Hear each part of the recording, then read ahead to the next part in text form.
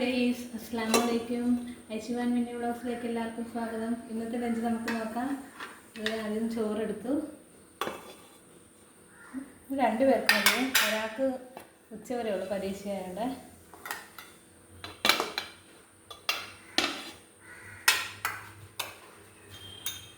ഇനി ഇതിലേക്ക് കുറച്ച് കിഴങ്ങ് പൊരിച്ചത്,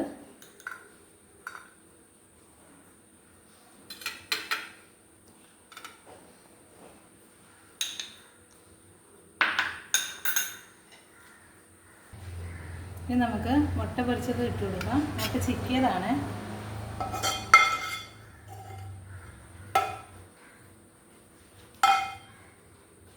ഇനി ഇതിലേക്ക് കുറച്ച് ജാതിക്കാച്ചാറാണ്, കുറച്ച് ഇട്ട് കൊടുക്കാം.